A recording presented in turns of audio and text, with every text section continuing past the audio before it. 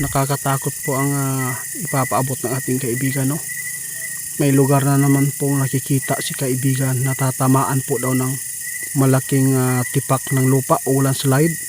Kaya nandito tayo kasi ngayong oras talaga niya sasabihin kung ano pong mga lugar na dapat po ngayon ay mag-ingat. Kasi kagabi nakikita talaga nila guys kung ano po ang mangyayari dyan sa lugar na yan. Sana po ay mag-ingat tayo kasi kung ikumpara po natin sa iba ang mga naguhula at tumitingin sa mangyayari sa mundong ito ay sa totoo lang ang kaibigan po natin Wendy iba kung ikumpara sa tao. Kaibigan, nandito po ako kaibigan Linyo.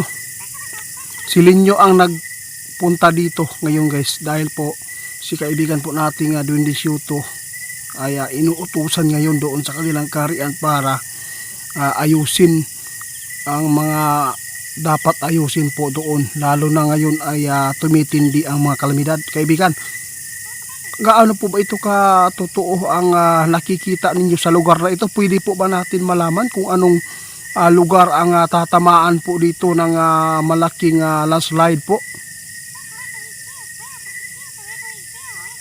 Sana hindi ito mangyari sa buwan na ito guys, no? May nakita si kaibigan ngayon guys doon sa kanilang kaharian. Kaya babanggitin po namin ang dalawang lugar.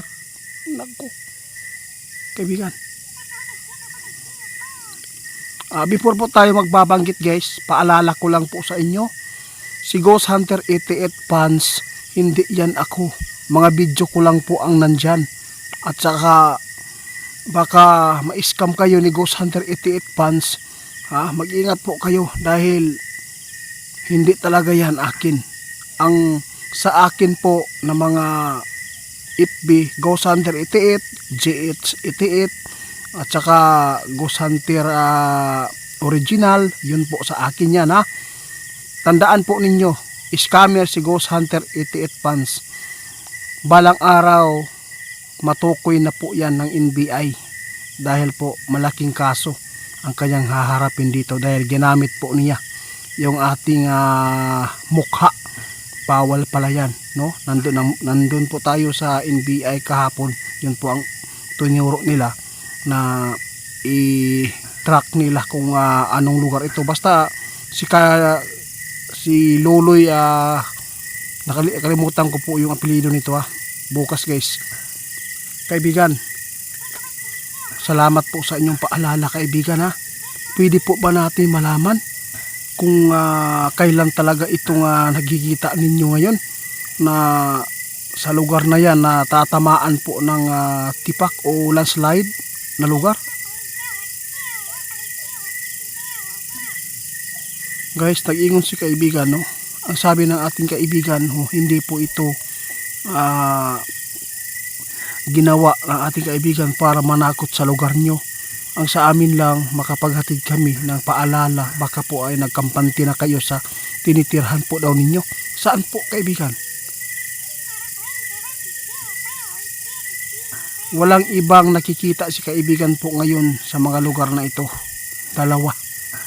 Mag-ingat po ang Baguio City. Number 1 po kayo dito.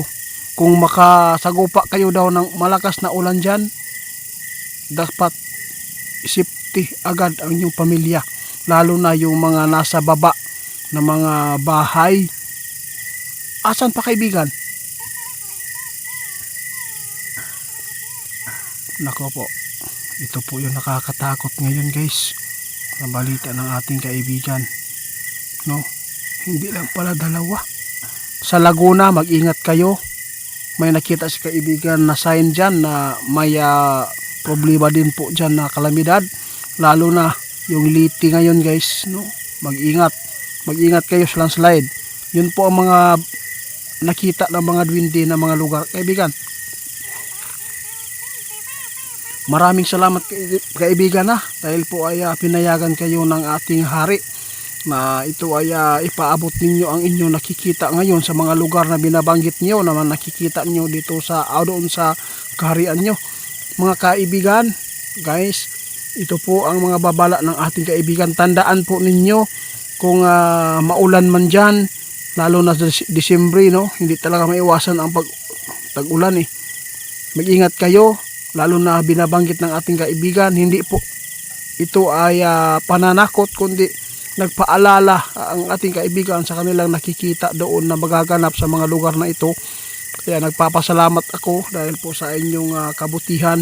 Alam po ninyo guys, maraming manghuhula talaga dito sa mundo natin na nagbibigay. Sus, grabe. Sabi ng ating kaibigan, huwag kayong magalit sa mga taong nagpapaabot ng mga advice o paalala sa inyo. Dahil isa din po sila na makapagbigay ng pagmamasid natin sa paligid natin kung ano man po ang mga napakinggan po natin sa social media ngayon. Si Rudy Baldwin, yung Negro, yung ibang mga manghuhula tulad po ni G. Costura, no? Sila po ay malaking tulong para po ang mga tao ay mapaabutan ng babala para naman ay hindi po magkapanti lamang, no? Sayang ang buhay, walang repli. Kaya lagi po tayong manalangin. Uulitin ko, si Ghost Hunter 88 Pants ay hindi po yan ako. Mga video ko lang po ang nandyan.